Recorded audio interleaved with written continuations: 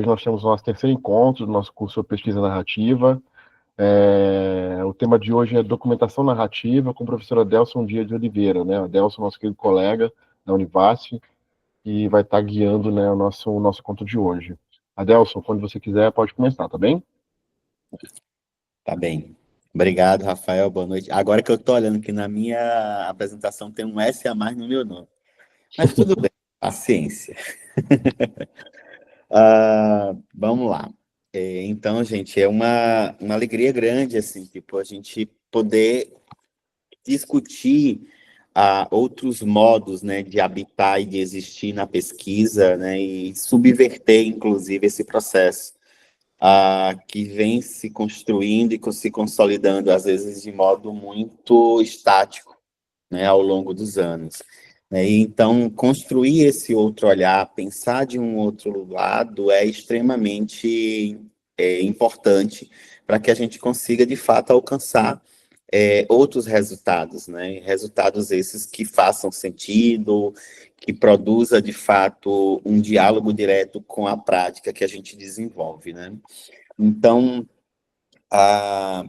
antes de começar a falar exatamente, né, sobre a temática, e a gente está falando de narrativa, então eu creio e considero sempre muito importante falar de onde nós nos constituímos, né, e como chegamos até aqui, né? Então, o como cheguei até aqui é uma consigna muito forte para quem trabalha com a documentação narrativa, né? Então, falar desse aqui e de como chegou é extremamente importante, tá? Então, eu começo dizendo para vocês o seguinte: eu sou de uma cidade do interior da Bahia. O nome dessa cidade é Sítio do Quinto, né? É uma cidade pequena que fica, inclusive, na verdade, com a divisa com Sergipe, fica a 200 quilômetros de Aracaju. E fiz pedagogia, inclusive pedagogia numa estrutura diferente, né, e não tão comum, mas com a perspectiva na época, né, aquela ideia de que o professor já tinha que ter o ensino superior para poder atuar. Eu já tinha feito magistério, né, na época que eu fiz o meu ensino médio, foi magistério. E a pedagogia que eu fiz foi numa universidade que é do Ceará, em uma cidade de Sergipe. Então, eles tinham um curso que tinha uma extensão, né? Eles conseguiam organizar e a gente fazia esse curso em outra cidade, né? Então, é assim que eu começo, né, de fato, digamos, problematizar a docência, tá? Porque eu entro na docência pelo viés da educação de jovens e adultos a partir do momento que entro no programa Brasil, a Alfabetização Solidária, né? Então, lá de 99, então é esse primeiro contato, e é assim que eu efetivamente chego na docência formal, né? Um pouco mais essa coisa da docência formalizada, e é nesse universo que eu passo a construir o meu caminho de pesquisa, a partir, inclusive, de um trabalho com juventude, né? Sempre foi um trabalho com juventude, e eu lembro que quando eu conversava com a minha orientadora na especialização, já não mais na graduação, eu dizia que eu queria me constituir um pesquisador de e para juventudes, né? Então, essa era a construção que eu vinha fazendo na minha vida, e eu dizia que era um jovem pesquisando sobre e com outros jovens, né? Hoje não tão jovem, mas ainda continuo nessa perspectiva. Brinco sempre porque meu e-mail é Adelson Jovem. Pelo menos até o meu e-mail vai me deixar jovem pela eternidade, né? Então, eu preciso pensar assim. Então, é nesse lugar que as narrativas me encantam. É nesse lugar que eu começo a enveredar pelo, pelo pelo olhar do outro, né, ao narrar-se, para também eu me perceber como sujeito também que constrói conhecimento e que consegue fazer essa narrativa circular.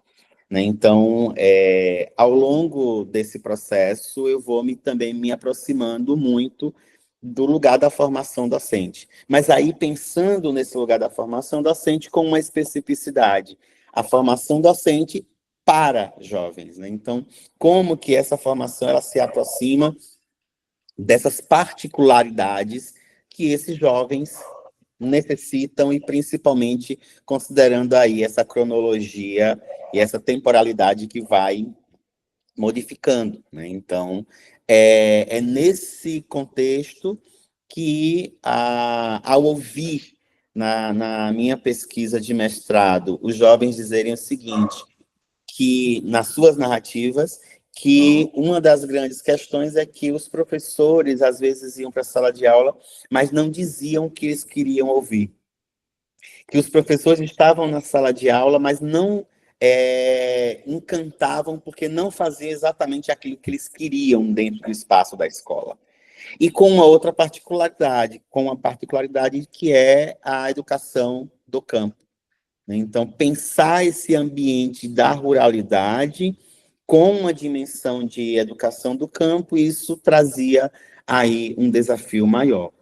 E é com esse conjunto de elementos, pensando sobre e com a narrativa, numa dimensão autobiográfica, que aí é onde eu chego na documentação narrativa de experiências pedagógicas, tá? Dentro dessa relação, inclusive, da minha formação de doutorado.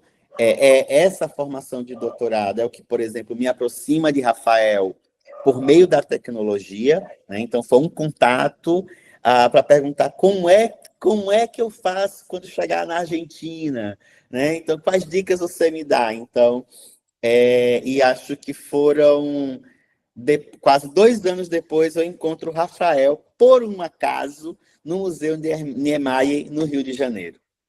Então, imagina aí o quanto a vida, né? O pé de Niterói. Exatamente, exatamente. Então, e na Amped, inclusive, que eu virei indigente, eu perdi minha carteira, eu fiquei sem nenhum documento e sem dinheiro nenhum naquela Amped. Né? Então, tanto que a gente tinha um encontro depois com os meninos à noite, eu não consegui sair, eu não consegui encontrá-los.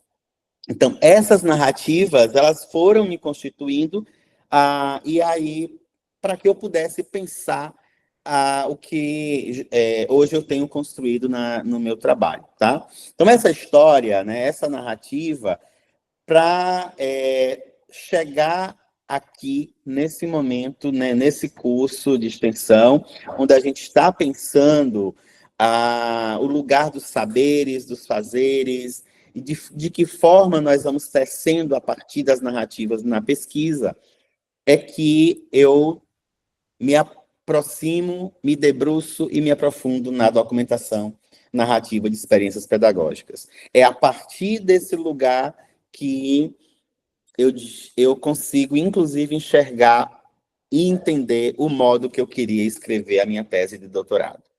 Né? Então, inclusive, isso traz outros conflitos, gera conflito, inclusive, com a própria orientadora, por conta da escrita, do modo como se escrevia, e que não era aquilo que ela estava acostumada, né, mais de uma escrita linear, de uma escrita engendrada nos conceitos mais homogêneos, e mesmo sendo narrativa, mas aqui trazendo para um outro lugar, de um movimento onde eu não sabia, mas, na verdade, não é tão visível encontrar na escrita quem era o sujeito que colaborava com a pesquisa e quem era o pesquisador.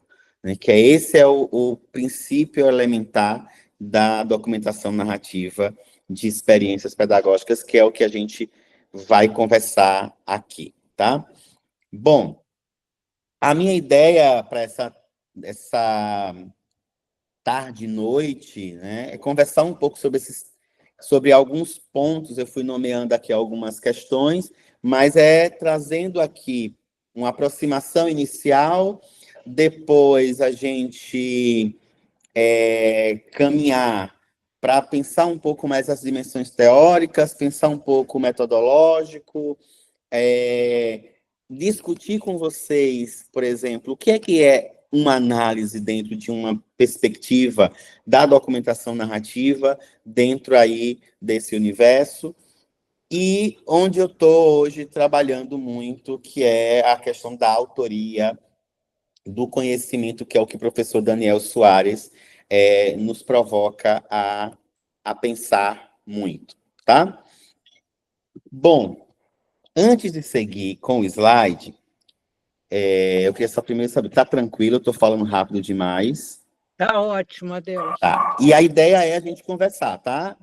Na medida que vocês quiserem só pedir a palavra, em alguns momentos eu vou ficar sem ver vocês, porque eu vou para a apresentação, e aí depois, né, vocês só podem levantar e pedir a palavra. Mas antes de seguir, eu quero primeiro fazer a leitura de 2 parágrafos de um texto, e eu vou apresentar daqui a pouco esse livro para vocês, de um dos professores da educação básica, que colaboraram comigo na minha pesquisa de doutorado. Então, no movimento da escrita, no movimento da produção dos relatos, até esse relato se tornar um documento publicável, esse professor, a gente fez uma reflexão de como que esse processo, inclusive, de refletir sobre a sua prática pedagógica, como que isso se constituía parte significativa e importante na atuação.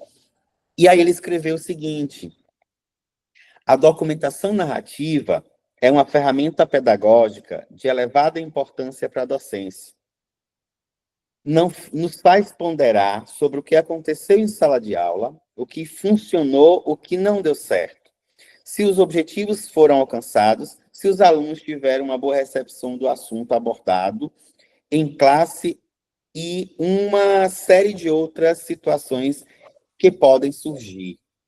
É um movimento para avaliar nossas práticas e pensamentos em outros caminhos para uma aula mais efetiva e com resultados.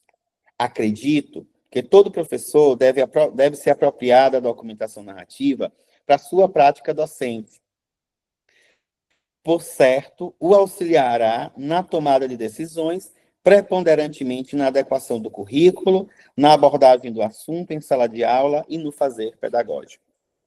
É com esses trechos que está nesse livro aqui, Narrar e Documentar, que é o livro que deu origem à minha tese, e aí eu vou explicar por que eu estou falando que é o livro que deu origem à minha tese, que esse professor faz uma reflexão de que como que pensar sobre o que você faz, pensar sobre quem é você na docência, e como que essa docência ela precisa ir sendo ressignificada, que traduz aí um outro processo na sua prática, no seu modo de ser e de se fazer professor, tá? E, então, é com essa dimensão que eu trago para vocês 3 questões para a gente começar a pensar. Primeiro,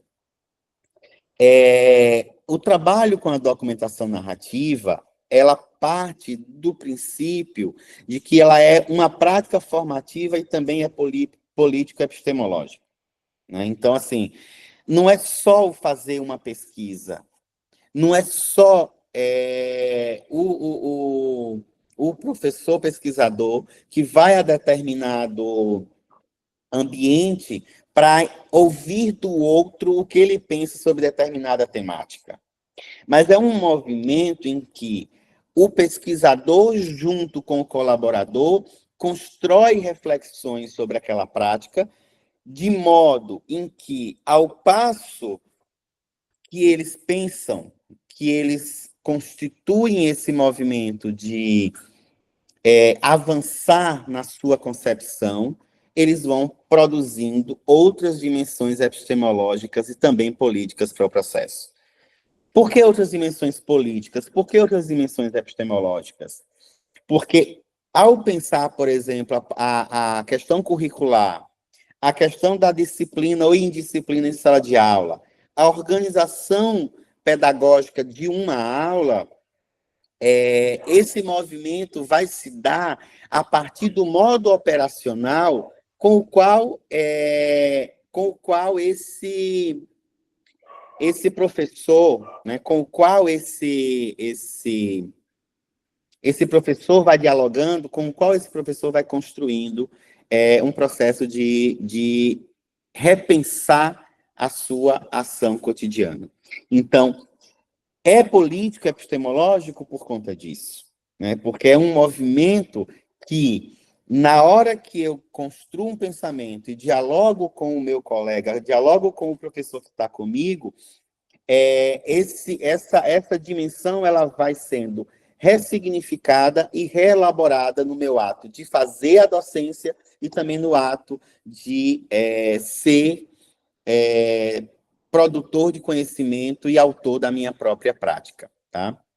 Então, essa é uma dimensão. Uma outra perspectiva para a gente pensar epistemologicamente a documentação é pensar de que os fundamentos teóricos que inspiram, que constroem aí a prática de uma pesquisa utilizando-se do dispositivo da documentação narrativa, e aí eu estou usando o termo dispositivo, inclusive, para dizer isso, não é pensar,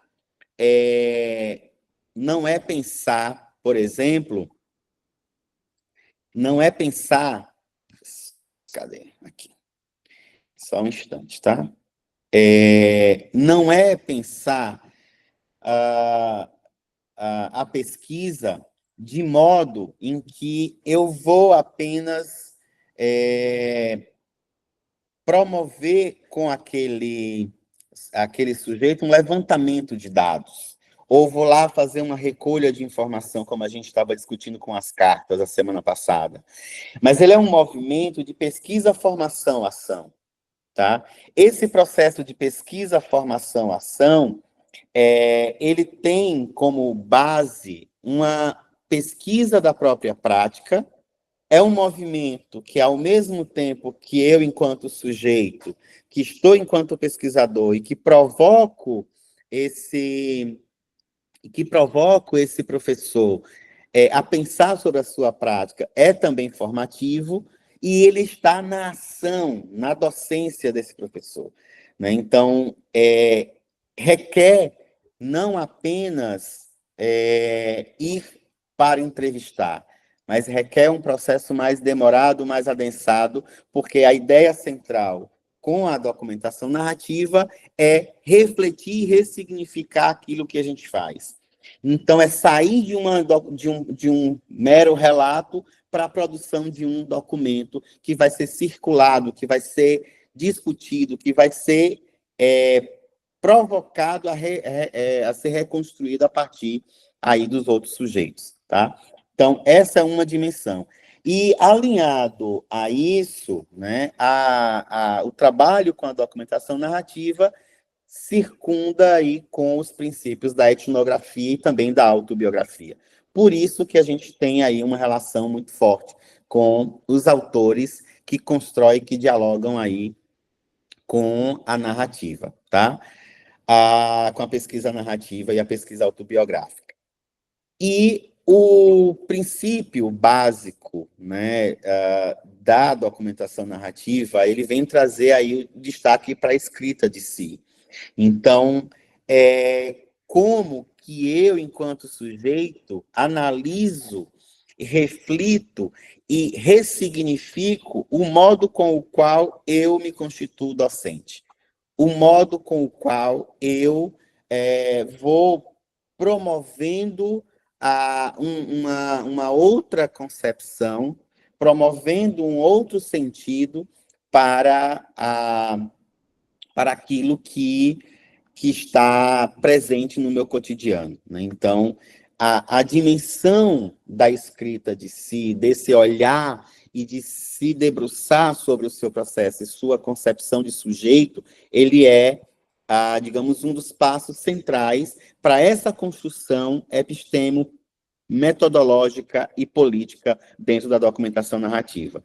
E aí, claro, isso tudo vai se configurando aí como um processo que ele é hermenêutico e também coletivo da docência, tá? Adelson. Eu vi a mensagem, eu ia perguntar, tá. vocês não estão vendo? Não, você pode compartilhar. Ah, tá, mas é porque para mim está compartilhando ainda. Por isso que eu continuei seguindo aqui a fala. Deixa eu só voltar aqui, tá? Enquanto eu volto, vocês podem, se quiser, fiquem à vontade para fazer alguma intervenção, enfim. Eu vou voltar aqui para essa apresentação, tá?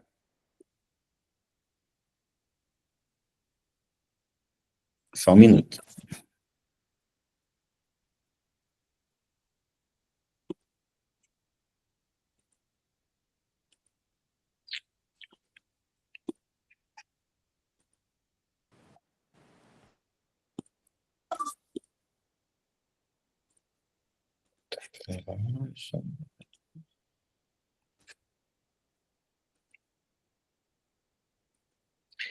Conseguem ver agora?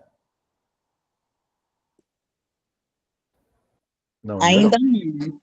não. Apareceu aqui, Rafael, que eu precisava de permissão para compartilhar. Deixa eu ver aqui. Que está compartilhando. Aqui está dizendo que está compartilhando. Mas agora eu não consigo mais.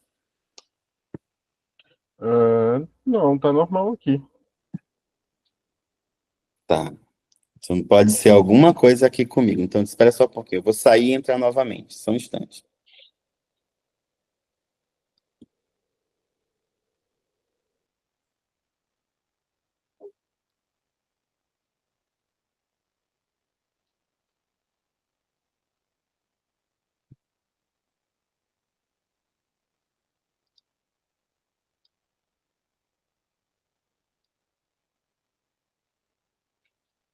Agora voltou. Agora voltou, tá tranquilo. Pronto, foi. Então, eu estava falando desses 3 pontos aqui, tá? Então, já estava, na verdade, fechando esses 3 pontos. E antes de eu seguir, tá tranquilo até aqui?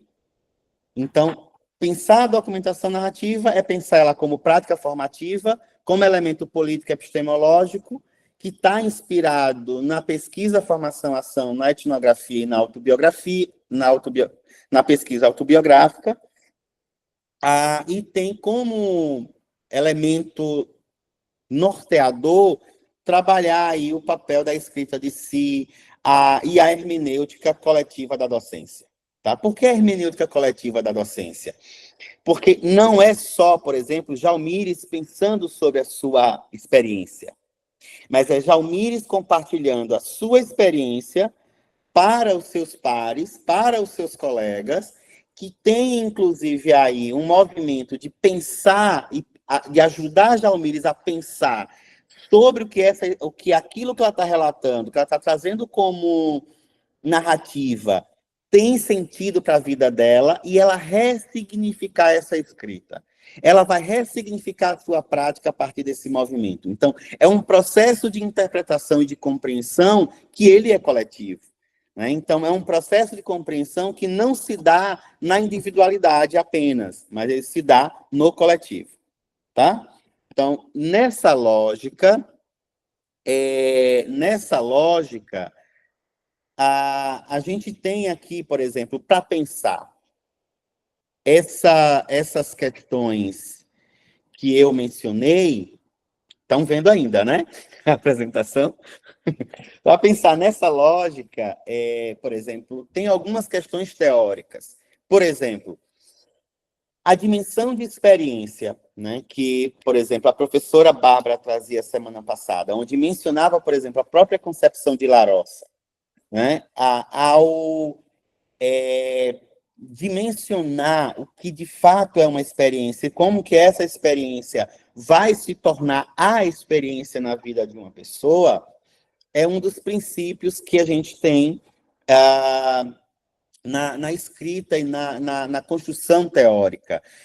Um outro elemento dentro disso, por exemplo, vai muito pensar, e aí dialoga com o que o Larossa traz, quando diz assim, quando ele diz que a experiência é aquilo que de fato nos toca, que fica, que nos transforma, vai dialogar muito, por exemplo, com a ideia de Walter Benjamin, quando trata de que, às vezes, nós estamos muito focados em uma informação que não se, na verdade, numa comunicação que não se torna informação, que são processos que são efêmeros. Então, aquilo que é efêmero era apenas vivido por nós.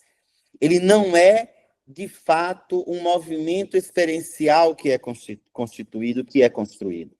E é esse lugar, na verdade, que a documentação narrativa vai provocar, vai possibilitar aí pensar um pouco sobre como que nós estamos construindo essas dimensões e essas perspectivas de formação. Na mesma perspectiva da hermenêutica a partir, por exemplo, de Paul Ricoeur, e também fazendo uma relação aí com a hermenêutica de Gadamer. Por que as duas perspectivas? Porque, por exemplo, quando a gente vai pensar a escrita de si, nós estamos pensando a narrativa do sujeito. Nós estamos construindo a interpretação e a compreensão da narrativa que o sujeito constrói sobre si, ao narrar, ao refletir e ao pensar. De um outro lado, o foco depois passa para o texto escrito. Não é mais a narrativa falada, é a narrativa escrita. E aí é onde entra a perspectiva de Paul Ricoeur. É onde ele vai colocar que o foco da hermenêutica de Ricoeur está na produção escrita, tá? Naquilo no modo como nós interpretamos ou nos interpretamos naquilo que escrevemos. Né? Então, por isso que esses são alguns autores que a gente vem tomar como elemento para produzir aí uma reflexão. É claro que eu acabei não colocando, obviamente você tem aí o professor Daniel Soares, que é o autor central que constrói esse dispositivo. Retomo, veja que eu estou falando de dispositivo. Eu não estou tratando a documentação narrativa como uma metodologia ou como um tipo de pesquisa. Ele é um dispositivo. O que é o dispositivo? É um elemento que pode ser alinhado a outras perspectivas epistemológicas ou tipos de pesquisa, ou vai agregar no seu processo uma construção significativa para, de fato, produzir os sentidos para aquelas narrativas que são construídas. Né? Então, veja, é uma imersão teórica, né, epistemológica, a partir de uma série de autores. Eu estou tentando lembrar aqui o nome do autor que trabalha essa dimensão da pesquisa, formação, ação, inclusive que o próprio Daniel utiliza, que vai dar conta de dialogar com esse processo que eu estou trazendo aqui. Além dessas questões, é a própria forma de você dar para o outro o modo como você se narra, de dar ao outro a forma que ele vai ler ou que você lê, né? Então, isso vai dialogando muito aí com o que Paul Ricoeur, com o que Larossa coloca, né? Que é dar-se a ler ao outro. Né? Então, essa dimensão ela é extremamente importante para esse processo. E aí, nessa linha, 3 questões básicas que vão ser necessárias para, metodologicamente, a gente desenvolver um trabalho com a documentação narrativa. 1, que é a identificação da experiência. 2, a indagação da experiência. E 3, a publicação já da experiência pedagógica, que é uma publicação pedagógica. Tá? Então, veja, são 3 movimentos que são longos, são 3 movimentos que nos exigem bastante. Quando faz, por exemplo, fala da identificação da experiência, e aí a consigna, a frase principal para trabalhar com a documentação narrativa e ajudar a gente a pensar é como eu cheguei até aqui. Né? Então, o primeiro passo, por exemplo, para a gente começar, e aí talvez para o nosso bate-papo, é a gente começar a pensar como é que vocês chegaram até aqui. Tá? Então, é esse processo que a gente vai, inicialmente, fazer a identificação da experiência. E aí, quando eu digo como eu cheguei até aqui, é você fazer um relato inicial, inclusive escolhendo o ponto de partida e o ponto de chegada. Ou seja, de onde eu quero sair e onde é o aqui que eu quero contar. O aqui pode ser esse curso, o aqui pode ser a sua prática de sala de aula, o aqui pode ser sua formação na docência, o aqui pode ser sua relação, por exemplo, familiar. Então, o ponto de partida é você quem define. Então, essa é uma questão que a gente vai dialogando, que é o seguinte, nesse primeiro momento, várias questões vão ser apontadas, várias situações vão ser narradas, várias situações vão ser escritas, até a gente entrar no segundo momento, que é a indagação dessa experiência. Ou seja, daquilo tudo que você nos disse, que vocês disseram, o que é que de fato marcou? O que é que não é efêmero? O que é que, de fato, fez você mudar o modo de pensar e de agir em determinado momento? Aí, aquilo é o que nós estamos chamando de experiência.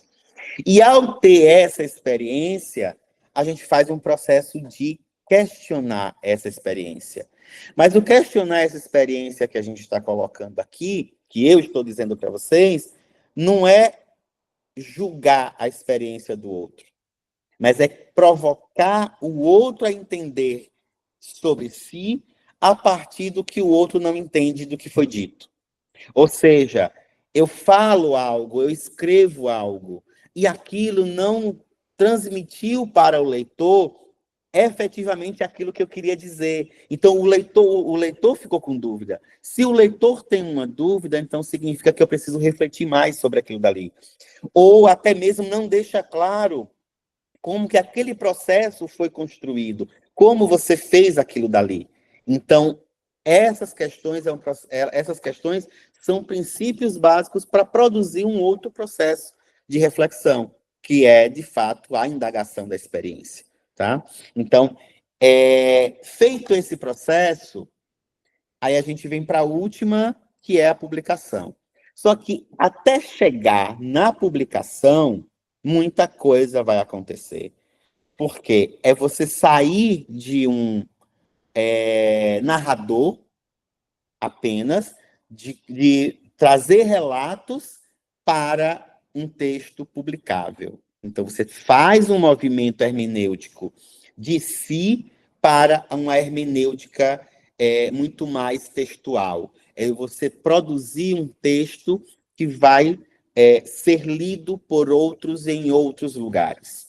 Ou seja, a gente começa a discutir um outro parâmetro para a formação e para a pesquisa, que é a autoria docente. Ou seja, quantas coisas bacanas não são vividas por nós, mas elas ficam no âmbito da nossa sala de aula, elas ficam no âmbito dos nossos diários de classe, elas ficam no âmbito dos nossos cadernos de planejamento e não são compartilhados com os demais. É essa a grande questão que a gente tem com a documentação narrativa. Então, produzir uma rede de narradores pensando sobre a docência. Pensando sobre e com a docência. Pensando na docência a partir do cotidiano. Fazendo um movimento contra-hegemônico e decolonial daquilo que a gente sempre vivenciou e aprendeu que é o ser e fazer docente. Né? Então, essas questões epistemológicas, para mim, e pela lógica, inclusive, do próprio professor Daniel Soares, ela vai se tornando muito cara, né, para que a gente construa boas reflexões e construa, para além disso, esse lugar da produção de sentido daquilo que a gente narra, tá? Bom,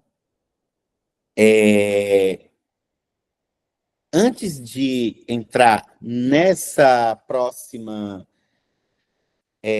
questão, eu queria ouvir um pouco de vocês, até então, como está chegando essa minha fala para vocês, e se pelo menos um ou dois pudesse dizer como é que vocês chegaram até aqui. Aí eu entro nessa outra questão aqui, que é para eu poder pegar essa narrativa de vocês e alinhar ao que eu quero trazer para cá.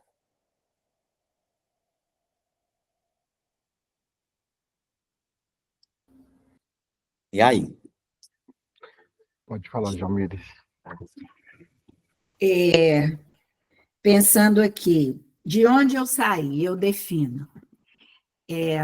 Eu saí de uma escola periférica de BH, da educação de jovens e adultos. Saí lá das montanhas de Minas, rumo ao litoral, fiz um mestrado, passei um tempo de volta à montanha, voltei a algumas atividades docentes, me aposentei, fui aprovada pela Graça Reis para um doutorado, fui aceita por ela, e cheguei aqui nesse curso ávida por aprender mais sobre documentação narrativa, porque eu estou prestes a ir para campo e quero muito ser fiel a todas essas práticas que essas professoras, no meu caso, eu vou pesquisar as professoras alfabetizadoras, quero ser muito fiel a tudo aquilo que elas têm a dizer. Perfeito. Já tem uma série de indagações aqui na sua fala, viu, Jalmires? Eu não sei, Rafael, quem foi primeiro, se foi a Andréa ou se foi a Franci. Deixa eu ver aqui. Andréa. Então, boa noite para todo mundo. A minha história é bem diferente da Jal, né? Somos amigas de grupo de pesquisa, mas a minha história é bem diferente da dela. Meu ponto de partida é ser uma técnica em assuntos educacionais no colégio de aplicação, durante a vida toda. Casada, filhos, carreira, ponto. Vou me aposentar. Aí, no meio do caminho do aposentadoria, isso há 6 anos atrás, no meio do caminho da aposentadoria, já em vias de, eu resolvi me divorciar. E aí eu achei que não dava para fazer as duas coisas no mesmo ano, divorciar e aposentar, né? Era um pouco demais. Como divorciar não era uma escolha, eu resolvi ficar trabalhando, entendeu? E aí, trabalhando, engrenei no mestrado, e um belo dia eu estava na escola, trabalho com a Graça há muitos anos, no CAP, né? Um belo dia eu estava passando para ir embora, a Graça olhou para mim e disse, você devia entrar no grupo de pesquisa. No meio do corredor, do nada, ela sacou assim do embornal dela, né, João Mires? Sacou do embornal e disse, você devia vir para o grupo de pesquisa. Eu falei, eu? Por quê? Porque eu acho que você devia vir. E de lá para cá, isso já tem quase 3 anos, eu decidi estudar mais, e aí eu me meti abusadamente para tentar o doutorado, e eu fui aprovada para o doutorado. E eu agora estou me dividindo entre ser diretora de ensino no CAP e fazer meu doutorado, né? A minha orientadora está aqui, eu espero que ela não escute isso, eu venho tentando loucamente ser mais doutoranda do que diretora, entendeu? Mas, assim, aonde eu quero chegar no lugar de ouvir isso tudo e construir uma tese de afeto, de acolhimento, de produção de conhecimento com todo esse povo que me rodeia, que é maravilhoso. Ok, acho que é Franci, e aí eu retomo. Olá, boa noite. Para responder como eu cheguei até aqui, eu tenho que falar como eu cheguei até o Brasil. E eu queria contar para vocês que eu cheguei por amor. Meu namorado veio para estudar, fazer mestrado. E aí eu depois tentei, me apresentei no doutorado, sem muita fé, mas deu certo. E agora estou no grupo de pesquisa da professora Alexandra Garcia. E nesse caminho conheci a pesquisa narrativa. E para mim foi uma coisa, tipo, sabe quando você conhece algo que abre sua mente, seu coração, uma coisa assim, não sei como explicar. E a ideia de que existe um conhecimento docente, pedagógico próprio, me fez pensar também que na minha experiência também tem um conhecimento, né? Eu sempre pensava que eu precisava de outros campos, de outros tipos de conhecimento para validar o que eu fazia. Mas aqui eu estou aprendendo que existe um conhecimento próprio que está na experiência. E agora estou neste curso, tentando de aprofundar mais nas questões metodológicas da pesquisa narrativa, porque eu tenho que fazer uma tese, né? Tenho uma pesquisa que vai estar ao longo da minha vida, sempre vou estar pesquisando mais, tenho que fazer um documento, né? E assim eu cheguei até aqui. Franci, você veio de onde? Ai, da Colômbia. Colômbia, muito bem. Miriam, como o Franci coloca, né? Assim, tipo, veja, cada um faz um movimento de saída e de chegada que é muito particular e que não dimensiona o tempo, o lugar, o espaço, mas faz um processo que é de pensar primeiro quem é a pessoa que está narrando. Depois de pensar quem está narrando, o que é que eu quero narrar? Então, qual recorte eu vou dar para a minha narrativa? Coincidentemente ou não, veja que o recorte chega no doutorado, chega na tese, nas 3 narrativas apresentadas. Porém, por movimentos distintos que produzem as narradoras para chegar até aqui. Por que eu estou fazendo essa referência? Porque é esse processo que, na documentação narrativa, é o que é caro para a construção do documento. É pensar, por exemplo,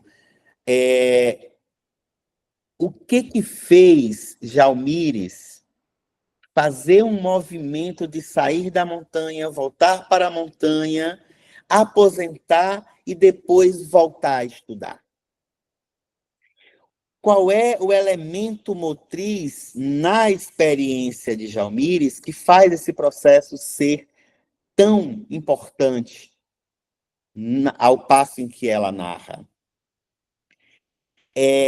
Que implicações tem na vida de Andréia um processo formativo que, em meio a mudanças na sua vida pessoal, não a faz desistir da sua formação, do seu processo, da sua individualidade e da construção do seu conhecimento. O que faz uma pessoa atravessar o oceano para além do amor, ou para encontrar o amor, e, de repente, vincular-se a um outro processo, que também é de amor, mas é de reconstrução pessoal. Percebem? Então, são perguntas como essas que é o que a gente chama de indagação pedagógica. Como que essas questões elas vão sendo provocativas ao passo de que nós, enquanto sujeitos que narram, também constrói um processo de formação e de transformação, tá? Tudo bem, Vanderléa é do meu grupo de pesquisa, ela acabou de dizer que vai sair, vai precisar dar aula, mas que vai ficar gravado depois, aí Rafael coloca lá. Então, é esse movimento E aí a gente tem um processo para pensar. Claro que não é, digamos, uma caixinha fechada e que só se faz dessa forma. Para eu chegar no texto, para eu chegar na produção, para que a gente, de fato, construa um outro movimento a partir dessa narrativa, a gente tem algumas etapas nesse processo. Primeiro, é preciso também ter arcabouço epistemológico. A gente precisa compreender o que significa narrar. A gente precisa compreender quais são os lastros teóricos que embasam essa narrativa que a gente está fazendo. Né? Então, aqui, por exemplo, a professora Jane tem chamado esse movimento de encontros, ao invés de ser de seminário, tem chamado de conversatório. Né? Mas, por exemplo, o que a gente pode colocar esses movimentos chama de seminários temáticos. Então, são movimentos iniciais para apresentar, inclusive, questões e autores que vão dialogar com a produção da narrativa e fundamentando para dizer que, por exemplo, o que a gente está fazendo na sala de aula é também um conhecimento, é também um saber produzido. Só que não é um saber acadêmico produzido, produzido na academia. É um saber produzido no âmbito da experiência. É um saber produzido no âmbito, por exemplo, do chão da escola ou a partir da prática, por exemplo, do ensino superior. Mas é um saber que é produzido a partir da experiência. Então, esses seminários provocam reflexões a partir desse contexto, né, de alguns teóricos que vão nascendo das indagações para chegar num outro espaço, que é o movimento da escrita, né, que são as oficinas. Então, isso que Jalmires, que Franci e Andréa falaram, a gente convida agora a escrever. Então, a partir dessa narrativa falada, né, do fato de trazer para cá para o grupo, agora a gente escreve, coloca no papel esse processo. Essas oficinas, elas fazem esse movimento de exercitar o que eu falo e o que eu escrevo. Então, quais as diferenças? Então, como é contar de si na oralidade, mas também como é contar de si a partir da escrita. Então, ao fazer esse movimento e novamente compartilhar com os colegas, novas indagações vão acontecer. Então, veja, nós estamos num grupo de 41 pessoas. Essas 41 pessoas, elas vão narrar agora o seu texto. Elas vão contar para o colega a partir da escrita, vão ler o seu texto, vão ler o seu relato. E ao ler esse relato, a conversa vai acontecendo, as indagações elas vão surgindo. E aí eu volto. Que tipo de indagação? Não é o julgar o texto do outro. Não é fazer uma avaliação, por exemplo, como a gente faz numa banca de mestrado ou numa banca de TCC, ou a gente está fazendo uma avaliação de semântica do texto. Mas é uma indagação no sentido de aquilo que foi dito pode ser ampliado, aquilo que foi dito pode ser esclarecido, aquilo que foi dito pode ser refletido de uma outra forma. Ou seja, novamente, Paul Ricoeur, quando ele diz assim, que o texto já não significa mais o que o autor quis dizer. Ou seja, a narrativa escrita, quando chega na mão do leitor, ele faz concepções, interpretações e ressignificações a partir do seu modo de pensar, a partir da sua construção experiencial, a partir do seu como cheguei até aqui. E é esse como cheguei até aqui que faz você pensar o seu, tá? Então, essas oficinas, elas têm esse movimento de pensar essa escrita. Diante desse processo, a gente entra numa outra etapa, que é o que a gente chama de laboratório. Laboratório de tematização. O que é a tematização? Então, vejam, foram 3 narrativas. Que temas emergem nas experiências narradas que são comuns, mesmo sendo experiências distantes? E como que esses temas eles são refletidos por aquele grupo? Como que esses temas eles podem voltar para a narrativa de quem está construindo esse processo, de modo a ampliar aí o seu ponto de vista? Então, esse laboratório de tematização, ele é esse movimento agora de pensar um pouco mais detidamente sobre esse texto. Aí, veja, acabou só assim? Não.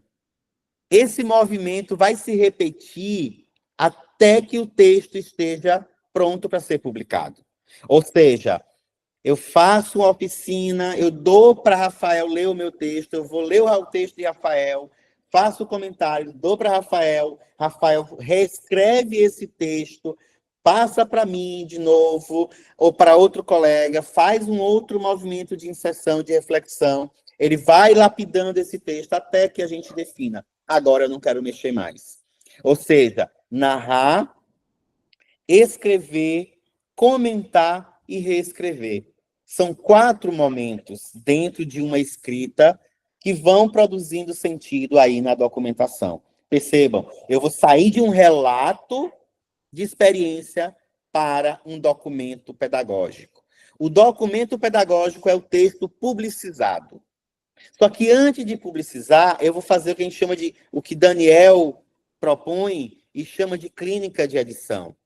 O que é a clínica de edição? É a mesma coisa que se faz, por exemplo, numa edição de texto para publicar em uma revista, para um livro, uma editora. Só que aqui é uma revisão, uma edição pedagógica. O que é uma edição pedagógica? É você olhar assim, o que é que Graça quer anunciar com o seu texto? Quais são as questões centrais que a experiência de Graça quer provocar no outro, para o outro e com ela mesma? E a partir disso é onde a gente faz um processo de olhar o texto e dizer, isso pode ficar desse jeito ou isso vai trazer implicações? Que é o que chama-se de censura. É a censura dentro do texto, mas é uma censura no sentido de a escrita, esse tema, essa provocação, do jeito que está, ela provoca sentido ou a provoca uma ruptura na forma como o texto está sendo escrito? E aí vai sendo feita uma limpeza e uma lapidação dessa escrita de forma coletiva. Veja, eu estou falando em pares. A escrita ela não acontece de forma individualizada. Ela vai acontecendo de forma coletiva. Até que chega no ponto da publicação. A publicação ela se dá de modo a fazer um evento e tornar público esse texto, tornar público para os meus colegas que não participaram, e aí eu tenho aí a publicização, ou, que é o que a gente faz, que é a publicação efetiva. A publicação em livro, a publicação desse material que vai circular, que vai para outros espaços e provocar outras pessoas a refletirem sobre si a partir da experiência reflexionada e ressignificada que essa pessoa fez na escrita. Então, aí eu tenho um processo de documentação. O que é que isso faz? Provoca uma articulação entre pesquisa, formação, produção narrativa e de modo a constituir aí uma rede colaborativa de produção de textos. Tá? Então, a produção em rede que, de fato, tem mais sentido e se constitui com esse lugar diferencial aí na documentação narrativa. Tá? Bom, aí tem uma coisa que a gente discute que a gente não tem, enquanto pesquisador, por exemplo, eu não fiz uma análise das narrativas. Por que eu não analisei as narrativas? Porque quando Arley, Rosa, Adelson, que é um outro professor que tem o mesmo nome que eu, que participou da minha pesquisa, eles escreveram, eles já analisaram as narrativas. Então, a gente não faz um processo de análise das narrativas individual. A gente faz um processo, a partir de Gadamer e Riquet, da ideia de ciclo hermenêutico. Então, como é que esse ciclo de compreensão e de análise vai se dando a partir da relação individual e coletiva, e isso tudo dentro de uma lógica de produção, que é um pouco daquilo que eu falei: narrar, escrever, comentar e reescrever. Ou seja, a experiência narrativa, a experiência de narrar, de refletir, de pensar sobre si, a análise, a compreensão a partir daquilo que foi narrado, dentro de um processo de leitura e registro daquilo que está sendo feito, até chegar aí a uma publicização. Então, eu saio de um relato e vou para um documento, que é o documento narrativo, o documento pedagógico. Tá? Esse documento pedagógico, ele vai nos levar, né, nos provocar a pensar algumas questões que são, digamos, circundantes, que são fundantes no processo de produção de sentido com as narrativas. Primeiro, a reflexão crítica sobre a valorização do saber docente e experiencial, né? Então, ao passo em que eu, enquanto sujeito, eu escrevo, eu compartilho com o meu colega, com o meu grupo de professores narradores, tais experiências, eu penso, por exemplo, sobre o que é que está sendo produzido ali, né? Que saberes é que estão sendo construídos ali, que conhecimentos é que estão sendo trazidos à baila, que estão trazidos ali naquela mesa de debate, e como que esses conhecimentos eles vão tornando-se parte de um processo mais amplo, que é da transformação da prática docente. Claro que isso tudo é embasado a partir da experiência, tá? Automaticamente, ao fazer esse processo de reflexão, de pensar essa valorização do saber docente, se constrói um outro processo, que é pensar aí a documentação como resistência à monocultura dos saberes. Ou seja, não dá para se fazer pesquisa somente olhando pela perspectiva ortodoxa, pelo positivismo, pela pesquisa que ela é fechada. Fazer entrevista, tabular, e depois eu produzir dados. A narrativa, ela é subjetiva. O olhar sobre essa subjetividade é primordial dentro do trabalho com a narrativa, dentro do trabalho com a autobiografia. Inclusive, a Delohry Monberger, ela vai colocar isso, né? Tanto a Delohry quanto Pinault, ao pensarem sobre a autobiografia como processo de formação e como processo também de construção de conhecimento, ele vai colocar que um dos grandes escândalos que o trabalho com a narrativa, seja na pesquisa narrativa ou na pesquisa autobiográfica, vem apontar esse holofote, essa supervalorização na subjetividade. Ou seja, é olhar aquilo que não está tão evidenciado ou que não é evidenciado a olho nu quando você faz, por exemplo, uma pesquisa em microscópio em laboratório, que você vai identificar um elemento e vai estudar aquele elemento. A narrativa, ela parte do princípio do sujeito individualmente. colabora com o outro e produz um sentido. Então, quando fala de monocultura dos saberes, é pensar isso, o saber produzido de uma única forma, com uma única técnica, em um único lugar.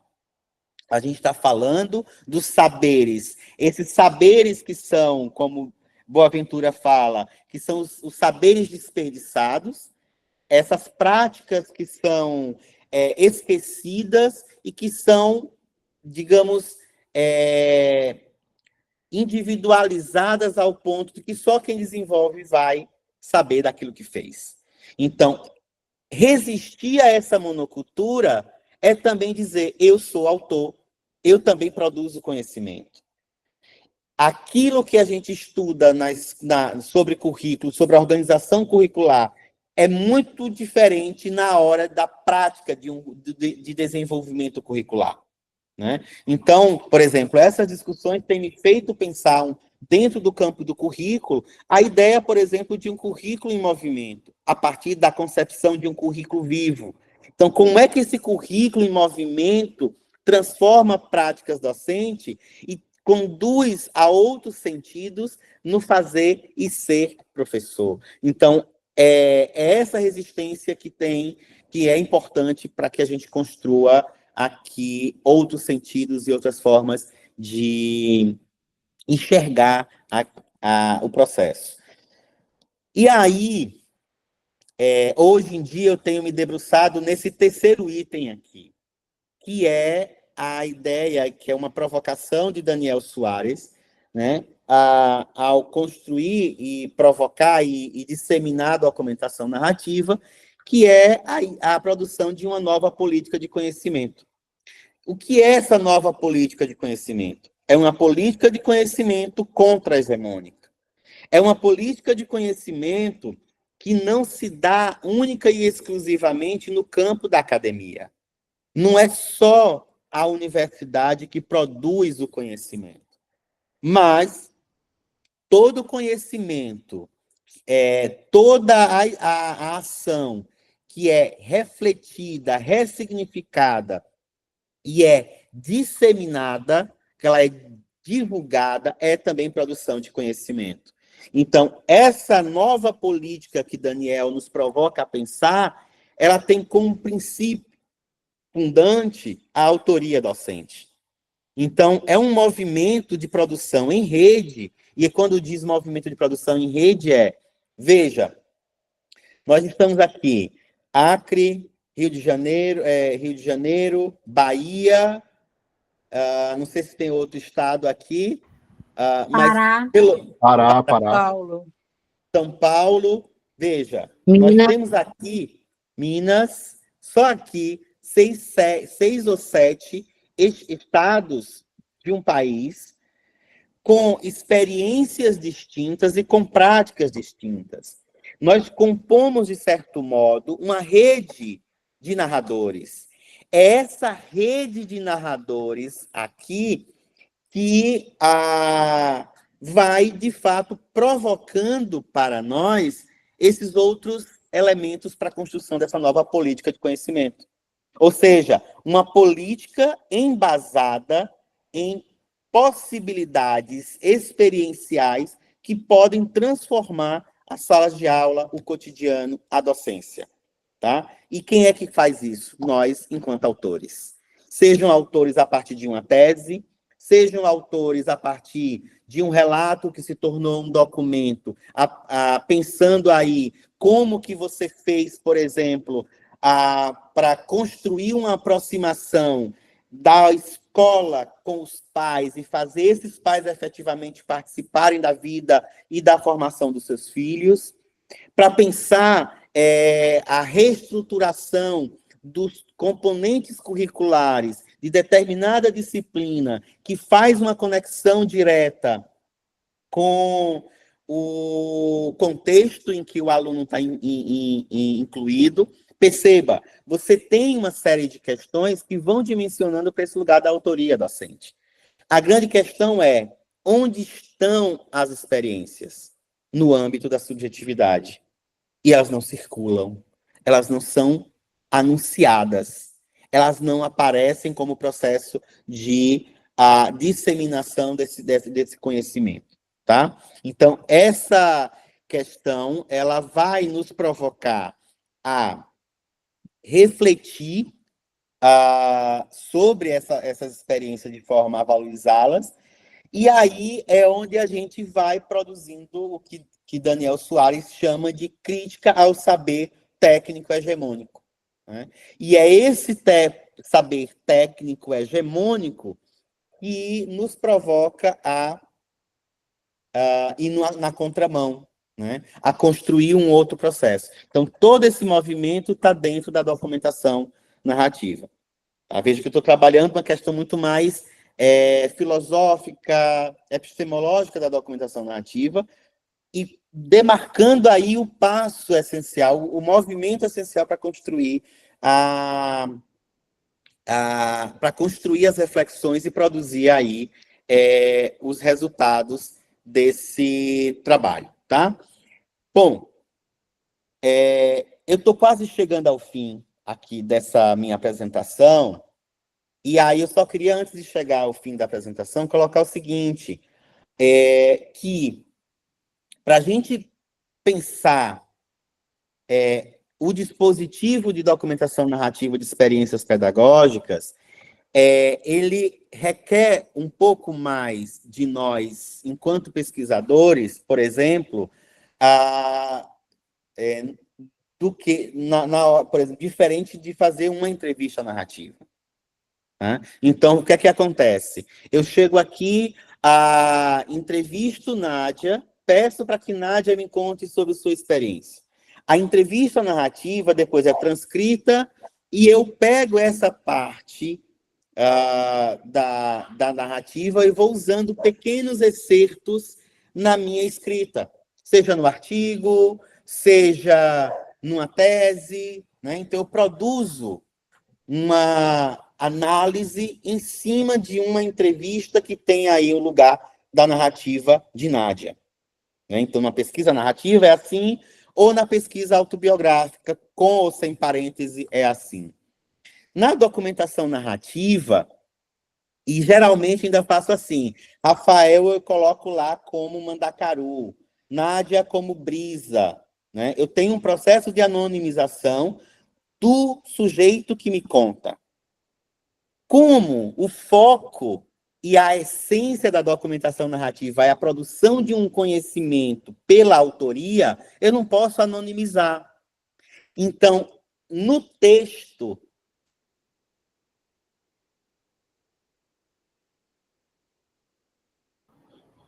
Acho que ele caiu. Percebi também. Ficou mudo. Ele deve ter caído, vamos esperar ele voltar. Enquanto é isso, se vocês quiserem comentando e conversando sobre... Então, eu queria conversar, nossa, eu não estou aparecendo. Eu queria conversar, mas queria conversar com a Adelson aqui, né? Uhum. Vamos esperar ele, aguardar ele voltar. Deve ter internet dele, deve ter caído. Eu não estou aparecendo, olha que estranho. Está aparecendo? Eu estou aparecendo para vocês? Não, né? Não, você está com a câmera ligada? Vê Oi? se não é a câmera. Ah, gente, claro, eu tampei a câmera. Olha que horror. Que coisa horrível. É o frio. Ainda bem que as minhas alunas já me conhecem. É o frio. Enquanto é isso, pessoal, por favor, vamos assinar a lista de presença. Na semana passada, muita gente depois ficou mandando mensagem dizendo que perdeu a lista, não assinou, então aproveita agora que a gente vai aguardar a Adelson. Já voltei. O link da lista de presença está aqui no chat, tá bom? Tá. Gente, vocês ouviram até o quê, pelo amor de Deus? Que eu continuei falando, depois é que eu percebi que tinha... Ixi, Você estava falando eu não sei falar a palavra que você falou, não. Que é anônimo, né?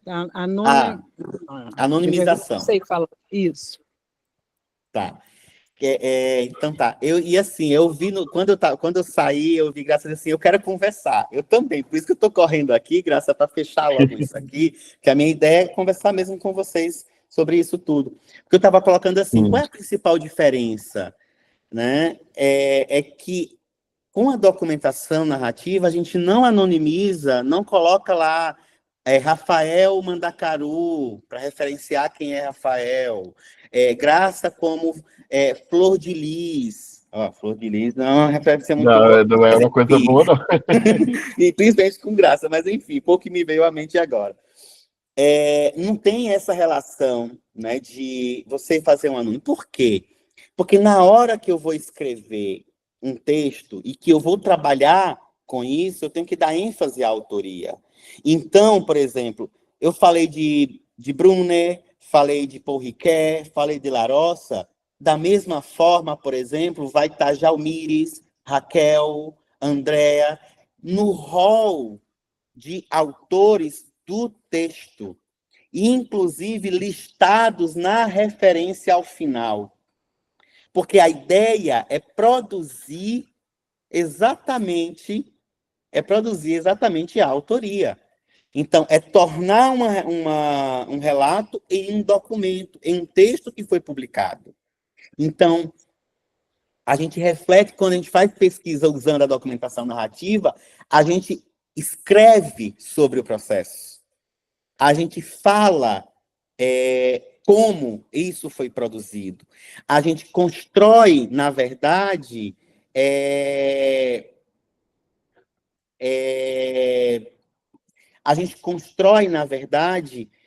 esse lugar de pensar sobre como que esse movimento vai sendo construído ao longo da narrativa, tá? Aí eu vi que Raquel perguntou assim, se eles não quiserem ser conhecidos, é não usar o texto, que ele não vai... Ele no final, ele vai dizer, não, eu não quero que publique, é um texto meu. Porque... E aí, detalhe, se eu diz não quero que ser conhecido, eu vou falar do processo, mas eu não vou citar nada do texto de Rafael, porque eu estou trabalhando a questão do texto que está sendo publicado. Se o texto de Rafael não foi publicado, ele não entra nesse processo de escrita. Entende? Ele serviu apenas para refletir sobre a sua prática. Ele serviu apenas para que no conjunto, na leitura entre pares, ele refletisse sobre a possibilidade dele ser autor. Mas naquele momento ele não quer ser o autor. Ele não despertou a isso. Soimara, não é produzir a autoria e dar a voz. É, na verdade, promover a autoria desse sujeito que já tem voz. É promover nesse sujeito o sentimento de que ele também produz conhecimento e ele também é autor de práticas que fazem sentido e que podem transformar outras práticas a partir da sua. Entende? Então, não é a ideia de dar a voz, né? Mas é de fazer essa voz ser empoderada da condição de autor e autora que ele tem, tá? Então, é um pouco nessa linha. Podem falar, Graça e Rafael. Eu ia até escrever aqui, porque a gente vai ficando ansioso. Primeiro, vou começar pelo fim. Eu também não gosto da ideia de empoderamento, né? Porque é sempre essa ideia de que a gente que está dando e a gente não dá nada. Né? E aí, o que eu queria refletir, primeiro, então eu vou de trás para frente, tá? Porque o que eu queria falar antes vai ficar para o fim. Eu fiquei com a mesma questão da Raquel e fiquei pensando com a sua resposta assim, eu posso produzir um documento, né? Eu quero publicar o meu documento, mas eu não quero que o meu nome seja, que ele apareça. E assim... eu já vivi uma experiência, não sei se dá para falar, na minha tese, eu usava os nomes, a princípio, né? Eu fiquei 3 anos e pouco no mesmo lugar com aquelas pessoas. E eu usava os nomes, não usava nada de outro nome, enfim. Até que eu vivi uma situação muito ruim, em que, ao publicar alguma coisa, um pedaço dessa tese, antes do final da tese, uma das professoras me ligou e falou assim, puxa, e ela estava rindo, sabe? Se a minha coordenadora ou se a Secretaria de Educação vir uma coisa dessa, né? eu vou ser demitida, rindo. E aquilo me fez um mal. A Simone não está aqui, minha amiga, e ela lembra, porque ela acompanhou todo esse processo, a gente está junto no Compass até hoje. Eu fiquei muito mal com aquilo. Porque, na verdade, assim, quando as pessoas estão produzindo essas narrativas, talvez algumas coisas, de fato, elas não é... Ah, eu não sei.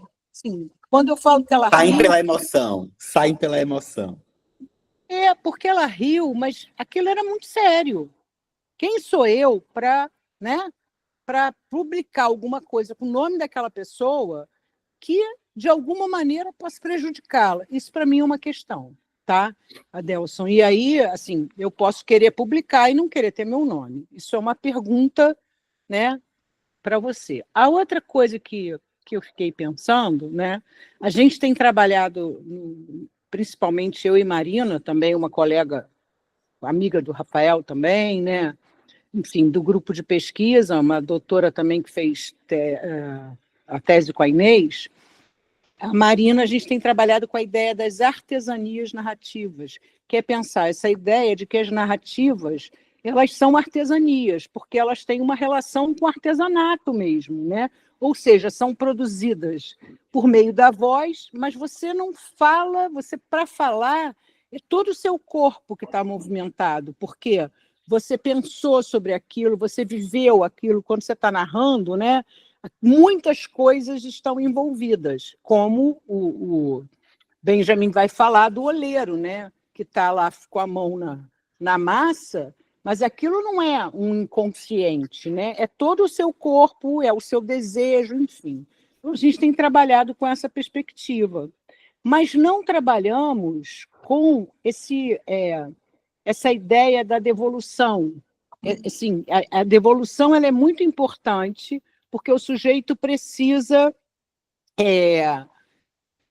conhecer, né? Assim, isso eu quero que seja dito dessa forma, não, eu não quero que seja dito dessa forma. A gente dá uma devolutiva, mas não tem esse movimento de ida e volta. A gente já publicou 3 livros com narrativas de experiências, né?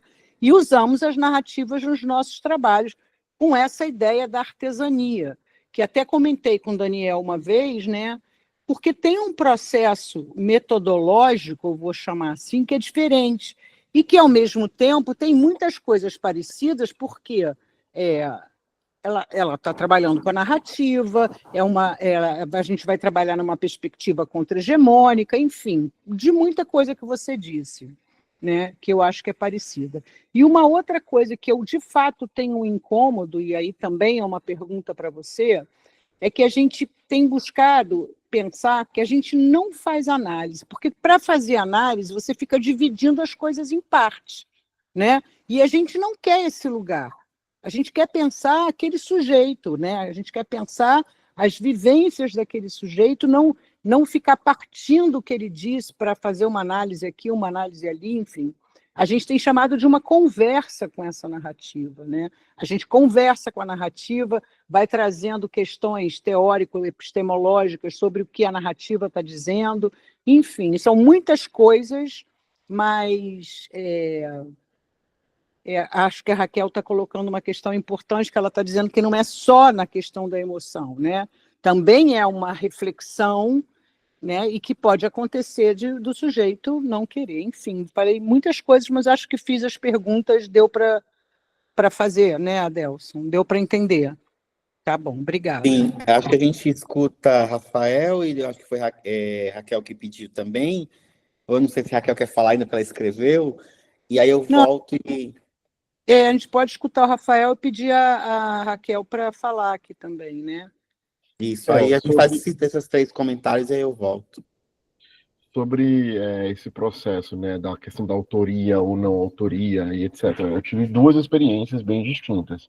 A primeira foi na pesquisa de mestrado, né, que foi uma pesquisa que eu fiz na escola que eu trabalhava, já conhecia todos os professores, e teve todo aquele processo de viver o cotidiano, construir ali a narrativa do cotidiano que eu estava vivendo, voltar a conversar com os professores sobre aquilo e eles devolverem para mim a impressão deles da impressão que eu tive da aula. Ou seja, eu fui, vivi, narrei, mostrei a narrativa, eles narraram a impressão. Então houve uma conversa e houve uma produção. Vou chamar de produção,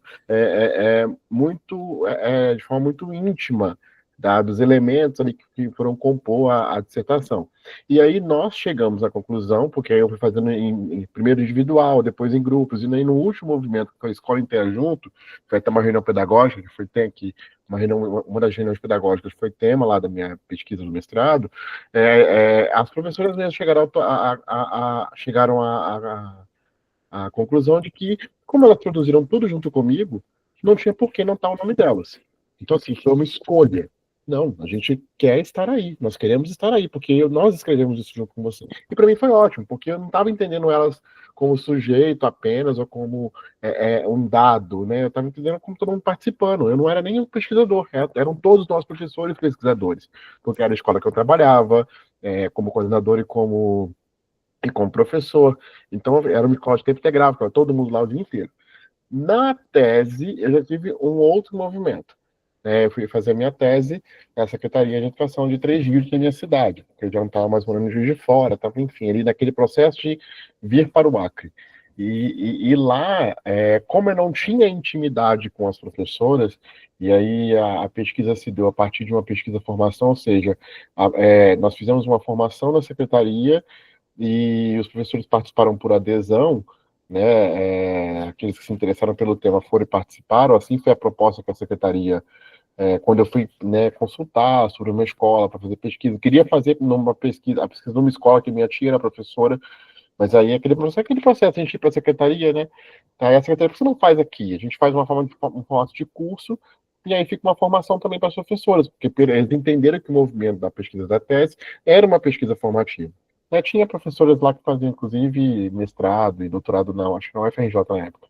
E aí, como nesse movimento da tese eu não tinha tanta intimidade, e acabou que nós já estávamos vivendo naqueles tempos já mais ali, das coisas ficando um pouco mais tensas com relação às questões políticas, elas optaram por não ter, muito embora o movimento foi aquele de construir todo mundo de forma conjunta, as narrativas, na época eu não conhecia a documentação, mas eu vejo que eu fiz foi a documentação, de construir, né, a gente tinha um caderno que escrevia, enfim, vários elementos.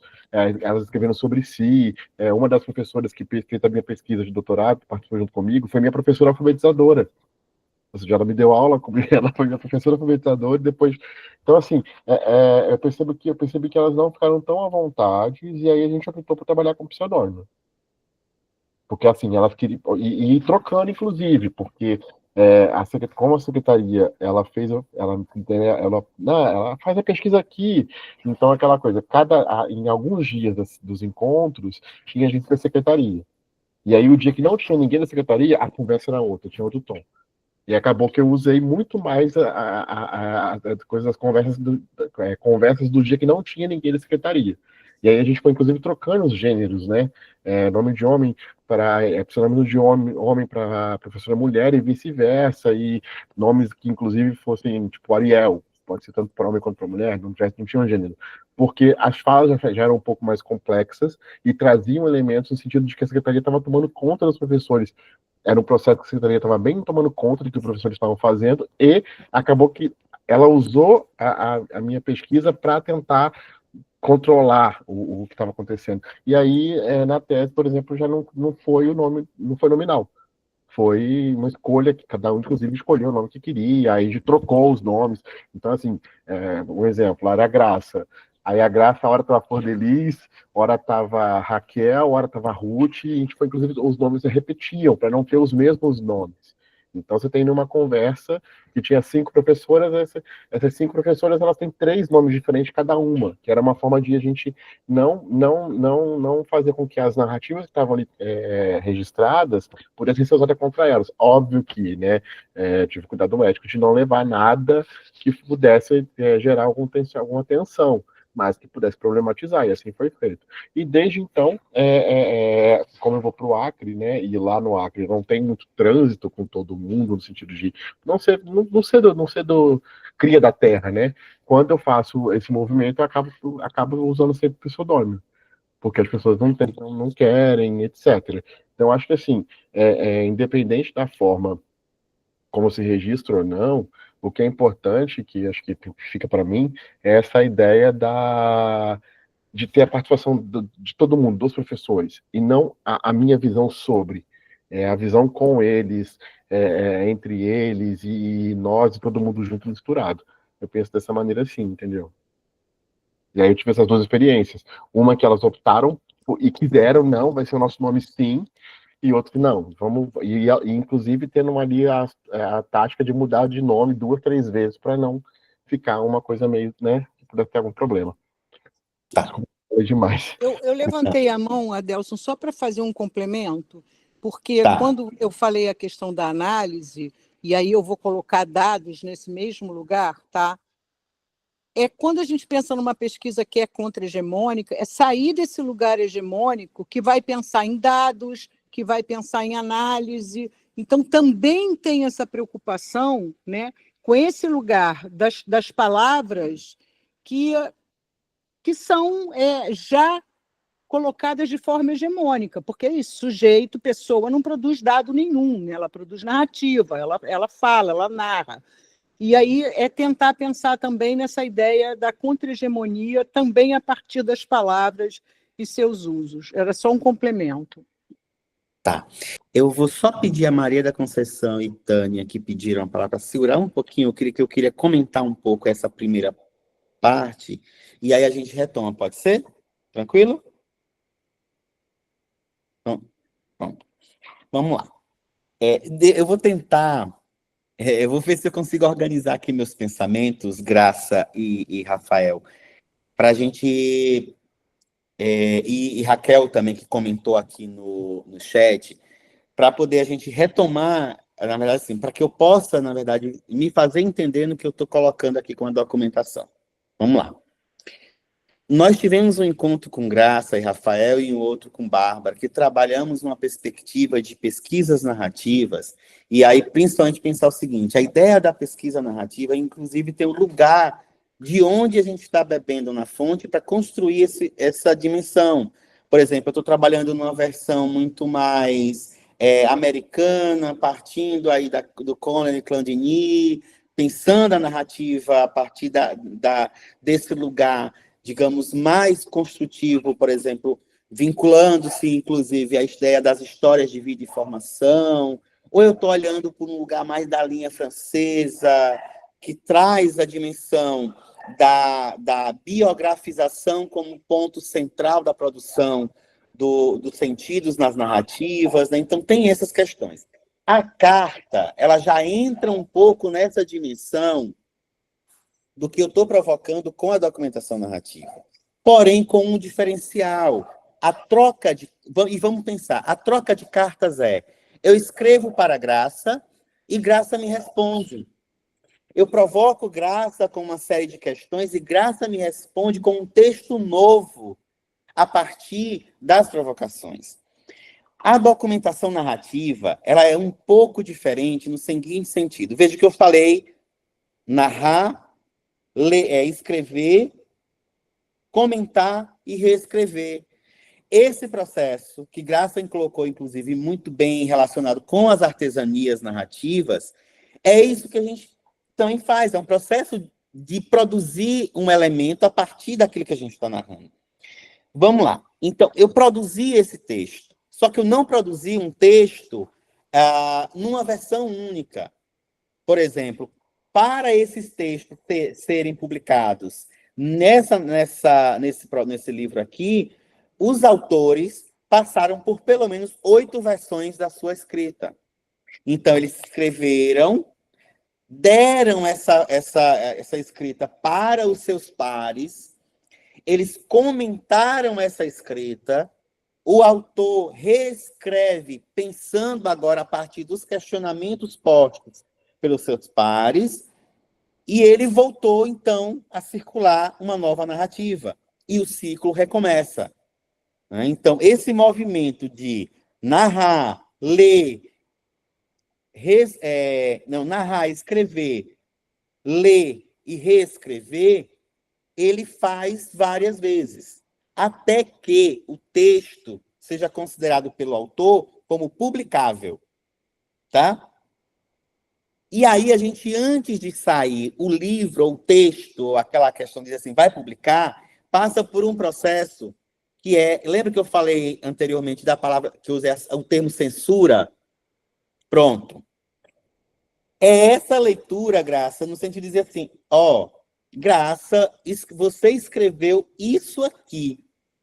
Isso aqui não vai trazer uma implicação política de tal forma, de tal questão? Não seria melhor reescrever ou retirar esse trecho do jeito que está? Não é deixar de dizer, mas dizer de outra forma, para que a gente não traga implicações. E o autor repensa aquilo que está lá.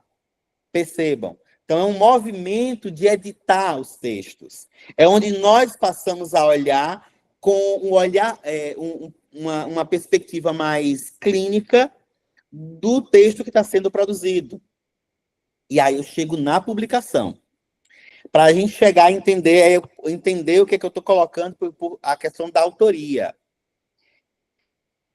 Para publicar é também uma conformação do grupo. O grupo decide que quer publicar. O grupo diz como vai ser a publicação. O grupo pensa e diz assim, é isso que a gente quer que saia. E aí, por exemplo, na narrativa, como eu falei, como eu cheguei até aqui, 1001 experiências aparecem. E você vai lapidando até escolher uma, no máximo duas, que vão ser, de fato, aprofundadas.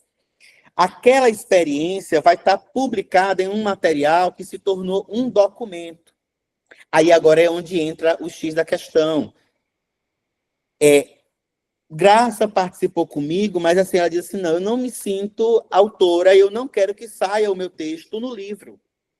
Ela produziu o texto, mas ela decidiu que ela não quer que o texto dela saia no livro, porque ela não se sente ainda autora.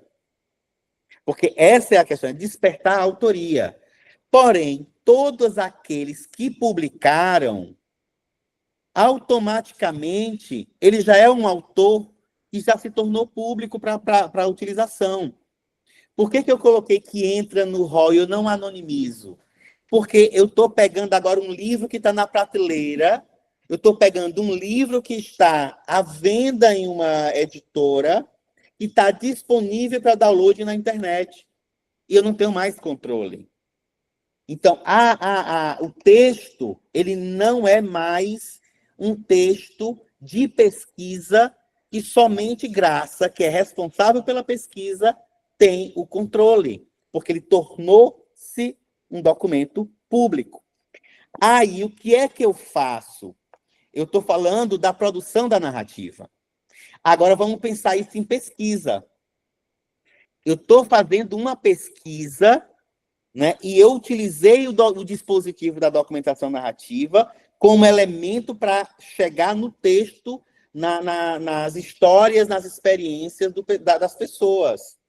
Veja, eu utilizei a documentação narrativa, automaticamente eu tenho que chegar no documento publicado. Se eu digo que eu vou fazer documentação narrativa, eu preciso chegar no documento publicado, tá? O documento publicado vai vir para mim como um aporte teórico, ou seja, já é um saber produzido pelo conhecimento experiencial e publicado. Então, eu vou falar, por exemplo, a questão das experiências de professoras alfabetizadoras em relação às avaliações externas. Eu vou ter um conjunto de teóricos que fala sobre avaliação externa e eu vou ter as narrativas enquanto documento, enquanto textos publicados de Maria, de José, de João, enquanto alfabetizadores, que vão também, por exemplo, dialogar com os autores centrais de alfabetização. E o que é que eu vou fazer enquanto texto de pesquisa? Eu vou refletir sobre o processo como que esse professor chegou a se tornar um autor e como que essa autoria, ela transforma o campo da alfabetização. Percebe? Então, a autoria, ela nasce aí. É diferente, por exemplo, da experiência que Rafael conta, da experiência que Graça conta e da minha experiência, por exemplo, no mestrado. Quando eu fiz o mestrado, eu fiz um trabalho com entrevista narrativa, numa pesquisa autobiográfica, onde eu coloco autobiográfica entre parênteses, porque eu me inseri no processo, mas eu utilizei as narrativas com excertos. E eu fiz um processo de análise a partir da análise interpretativa-compreensiva, onde eu pegava um trecho, dialogava com o autor, e a gente vai fazendo em qualquer tipo de pesquisa comum que a gente faz. Quando eu vou para a documentação, eu pensei em outra questão, que é como eu, enquanto pesquisador, produzir a concepção do que é processo de autoformação, o que é o conhecimento produzido pelos sujeitos a partir de onde ele narra, e como que essas narrativas transformam a ação pedagógica. E essas discussões que foram surgindo, elas foram fundamentadas com as narrativas publicadas desses autores nesse livro. A partir disso, de outros. Então, essa é a principal diferença, tá? Então, o trabalho com a documentação narrativa, eu costumo dizer assim, que quando a gente decide fazer a documentação narrativa, não dá para se fazer uma documentação narrativa, um trabalho que inclua o dispositivo que seja menor do que 1 ano e meio. Por quê? Porque é um processo longo de muitas idas e voltas, até que os autores digam, o texto está pronto. Agora sim, pode publicar. A artesania, ela não nasce em 1 ou 2 encontros, ou uma escrita e uma reflexão. Mas são vários processos de reflexão que esse texto continua sendo meu, é minha narrativa, porém com um processo de análise coletiva, que aí eu venho chamar na minha tese de diálogos colaborativos em rede. Pensando aí as pesquisas escritas minúsculas, conversa como dispositivo de pesquisa. Então, essa é a ideia de diálogo como centralidade para a produção dessas análises. Ou seja, a análise ela não é minha, mas é uma análise do coletivo que me faz pensar sobre determinado tema. Né? Então, essa é a principal questão, entende, Graça? Por isso que a autoria ela vai nascendo ao longo do processo. E não corre o risco de chegar e dizer assim, eu não vou publicar porque eu vou sofrer retaliação. Porque a rede de professores narradores construída, os pares vão junto pensar sobre, inclusive, as implicações e até onde eles querem chegar com aquele texto publicado. Então, essa é a principal diferença. Então, por isso, Rafael, quando você diz assim, esse movimento de trazer um excerto, pensar sobre ele ainda é uma pesquisa hegemônica.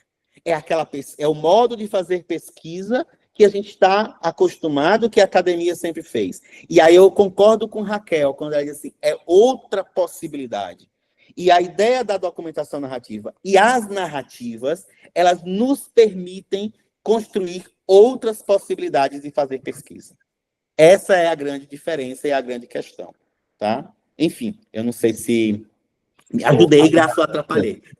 Adelson demais, obrigado. A gente está aqui... O Rafael já quer me podar. 5 para as 8. Aí tem a Tânia, a Lúcia, né? Porque não, né?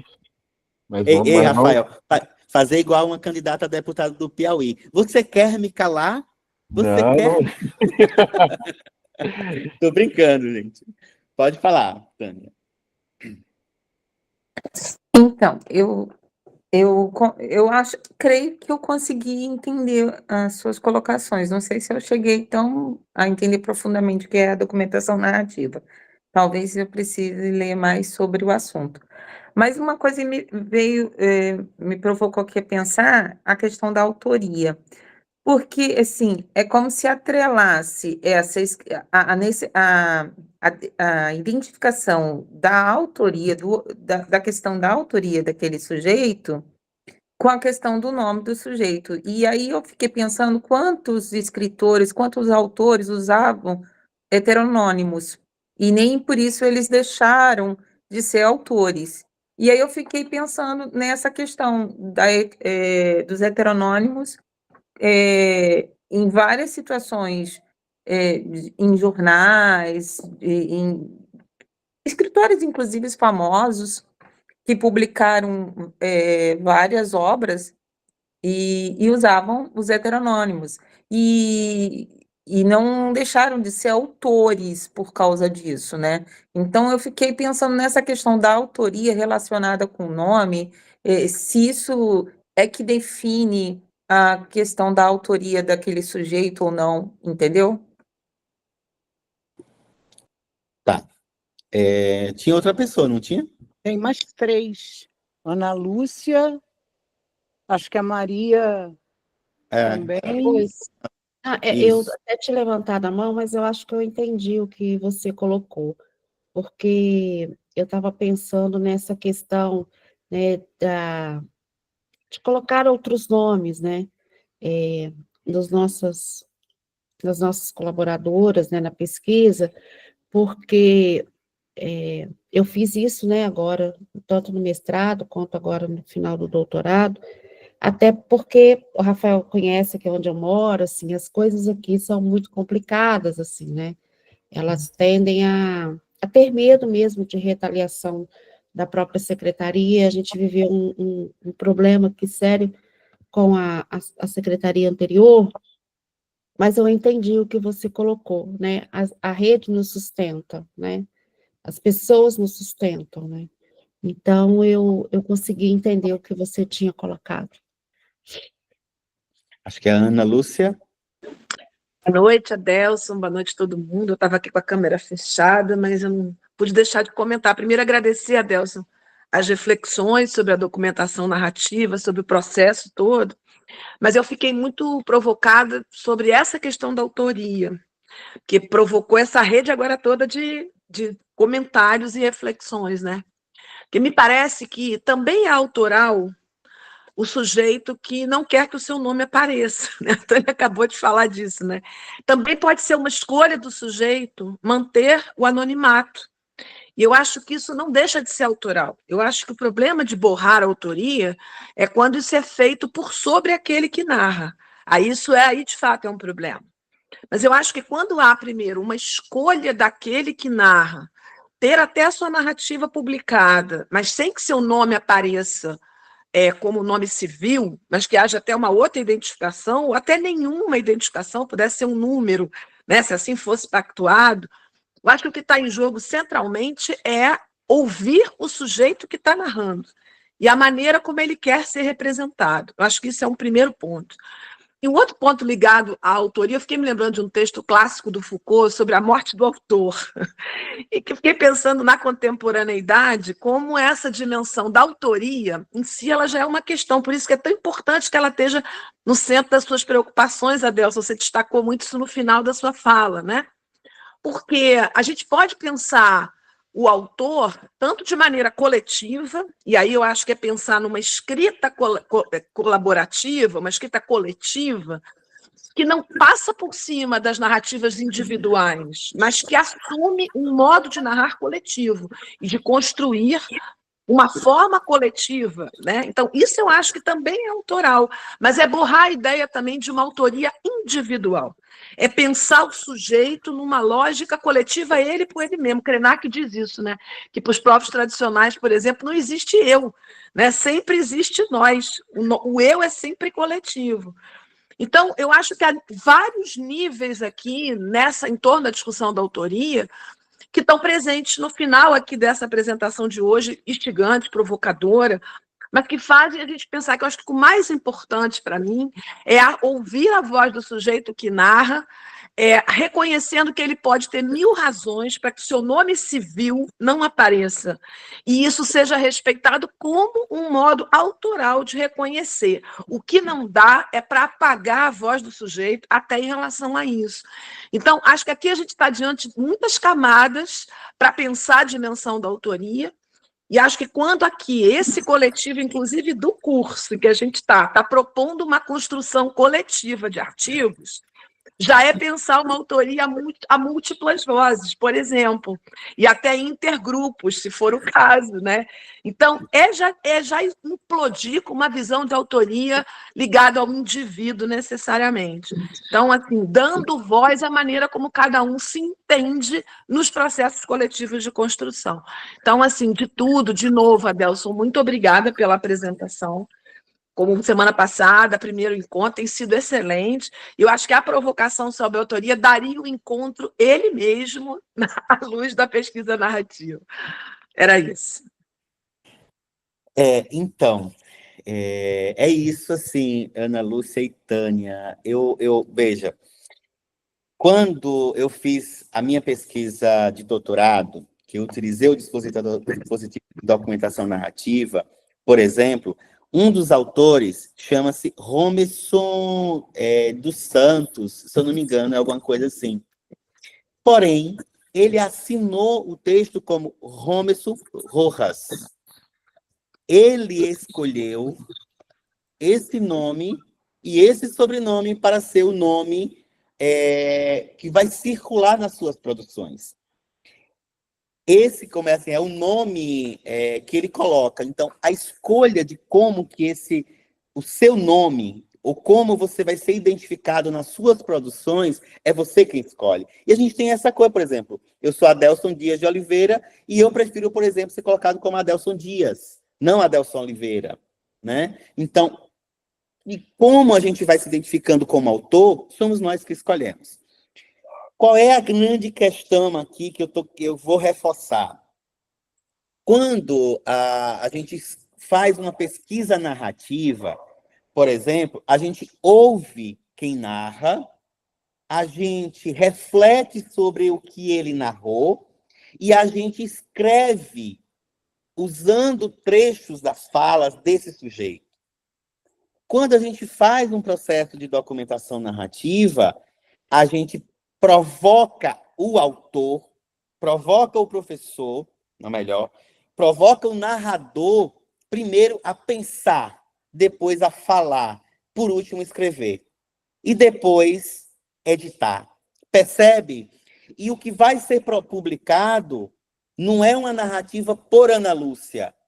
Não é Ana Lúcia quem vai publicar, mas é o texto, por exemplo, de Rafael Gonçalves, narrado, escrito, refletido, reescrito, repensado, editado por ele, com a colaboração do coletivo, provocando ele a pensar um pouco mais sobre o que ele está dizendo, ao ponto dele dizer, agora sim, eu não vou mais avançar, é isso e esse é o meu texto. Ele se torna autor daquele conhecimento que ele colocou no papel a partir da sua experiência. Aí, o que acontece é, se ele quer ser conhecido como, no livro que vai ser publicado, se ele quer ser conhecido como Rafael Gonçalves ou outro nome, ele é quem vai dizer. Tá? Então, esse é um movimento. Então, tanto na pesquisa narrativa e autobiográfica, quanto com a documentação narrativa, não podemos dizer para o outro como ele vai ser nomeado. Por exemplo, na minha pesquisa de mestrado, eu nomeei os jovens com nomes da Caatinga. Mandacaru, abelha, tinha um nome de peixes. Quem é que disse como é que queria ser chamado? Eles próprios. Eles disseram, eu quero esse nome. Entende? Quando eu trago um outro movimento que é para pensar a autoria, aí sim, pensar a autoria é exatamente romper com essa estrutura de que o que eu estou escrevendo, ele é a minha assinatura, é o que me representa enquanto sujeito. E é isso que eu quero que leve adiante, que fique para a eternidade. E que, ao passo que eu também avance, aquilo que eu escrevi, eu vou reescrever, porque eu estou evoluindo e aquilo que eu pensava em 2000 não é o que eu penso em 2025. Entende? Então, esse processo da crítica, da autocrítica, que é o que eu tenho colocado aqui por último, que é a ideia da coformação, da autonomia, da memória pedagógica, tá? E aí, assim, eu vi que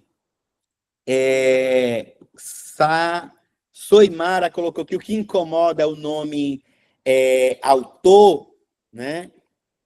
A gente está utilizando o termo autor, usando o termo autoria, mas é por conta da ideia de que eu estou e sou responsável por aquilo que eu estou produzindo. Se a gente vai transformar o nome de autor para outra questão, é outra reflexão, mas a centralidade eu não posso pensar por Geisa, mas Geisa em si é também detentora e produtora de conhecimento, e esse conhecimento se dá pelo seu saber experiencial. E esse saber experiencial, somente nela, não é conhecido por outros. À medida que ela escreve, reflete, compartilha, reconstrói, ressignifica e dá a ler esse material, ela passa a ser conhecida. Se ela vai ser autora, se ela vai ser escritora, se ela vai ser qualquer coisa, essa é a dimensão. E a gente não pode se apropriar da narrativa do outro apenas para reforçar a nossa ideia, mas é utilizar essa narrativa produzida, publicada de quem narra, como processo de reflexão, de um processo de e conformação de saberes. Essa é a dimensão central da documentação da narrativa, e é o que eu tenho pensado ultimamente, tá? Enfim, eu não sei se eu ajudei, se eu atrapalhei, é um pouco disso. Rafael, antes de você falar, tem um vídeo que eu ia passar, que é uma fala de Daniel de 13 minutos, que ele faz uma síntese sobre isso. Não dá mais, eu vou colocar no Classroom e vocês assistem depois, né, para entender mais um pouco nesse sentido. E essa ideia da autoria que eu estou provocando vocês. E quem sabe a gente não produza depois uma discussão específica sobre o que é mesmo autoria e como a gente produz a autoria a partir da narrativa. Enfim, é isso. Tínhamos a Ana Lúcia, mas acho que ela escreveu aqui, né? A Ana Lúcia falou. Não, depois da Ana Lúcia, acho que era a Tânia. A Tânia não baixou a mão naquela hora que ela falou. Ah, tá. Bom, assim, essa temática é uma temática que nos incita, né, a muitas questões, porque eu entendo que além da reflexão sobre esse processo como um todo, é a forma como a gente materializa isso também, né? E aí essa materialização, né, que é por exemplo, na UERJ, eu queria ter feito um pouco, uma dissertação, uma tese um pouco mais, assim, não tão científica nos termos da BNT, mas ou você faz ou você não pega seu diploma. E isso tudo vai implicando, né, no nosso formato de escrever, como a gente coloca o preto no branco, ou o que entra, o que não entra, e etc. Rafael, antes de você continuar, só um pedacinho disso daí. Para você ter ideia, eu quase saio do doutorado por conta disso, né? Por exemplo, Bárbara falava muito bem, porque Jane e tal. Eu tive vários desencontros com a professora Jane, que foi minha orientadora, porque ela não estava compreendendo o modo com o qual eu estava escrevendo, né? E que eu compartilhei a tese com vocês lá no Classroom. Então, ela não estava conseguindo, inclusive ao ponto de chegar para mim e dizer assim, ou você escreve do jeito que eu estou pedindo, ou eu entrego sua orientação. Menina, né? Eu passei por isso no mestrado, eu sei. E aí eu disse para ela assim, bom, professora, a senhora que sabe, mas essa é a forma por conta do dispositivo que eu defini, que eu quero trabalhar. Resultado, eu precisei fazer o grupo de pesquisa, a professora que me orientava para acompanhar a socialização das narrativas, a publicização dos documentos narrativos, para ela entender o modo com o qual eu estava escrevendo. Aí a tese saiu. Mas se não fosse isso, eu talvez não tivesse concluído o doutorado também, né? Ou ter caminhado por uma escrita mais hegemônica.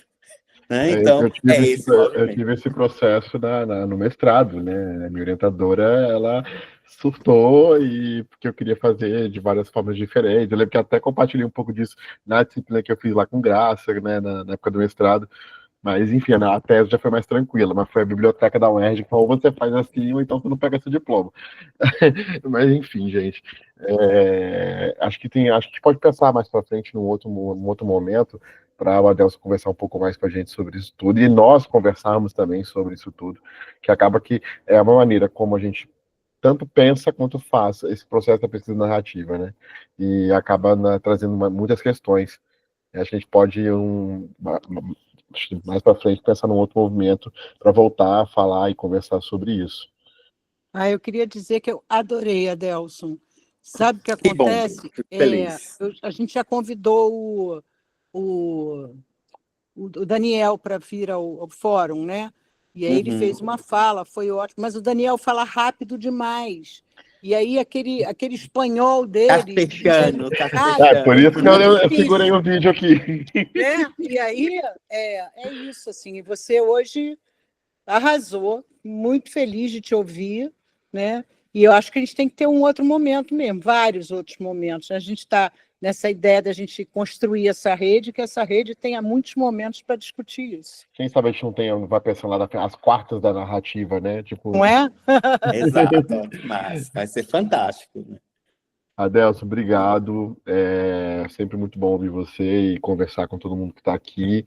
Bom, gente, a conversa não se encerra. Nós temos lá o grupo do WhatsApp, tem o material no Classroom, então a gente pode seguir conversando. O Adelson está aí à disposição para sempre, né, responder. E é isso. Eu vou entrar também no grupo, que eu não entrei ainda. Tem o grupo porque tem o grupo nosso e tem o grupo de informe. E dos alunos, né, que tá todo mundo junto. Mas, gente, obrigado. Na semana que vem a gente tem a professora Alexandra, que vai falar sobre a pesquisa narrativa e formação docente. E ela ficou de mandar até no final de semana o material lá no Classroom. O vídeo aqui, ele demora um tempinho para processar, é o tempo dele processar, e depois a gente disponibiliza lá para todo mundo assistir, tá bem? Então, obrigado, Adelson, obrigado, Graça, obrigado a todo mundo. Um beijo. Abraço grande. Boa noite, bom descanso. Até semana que vem. Tchau. Também. Tchau.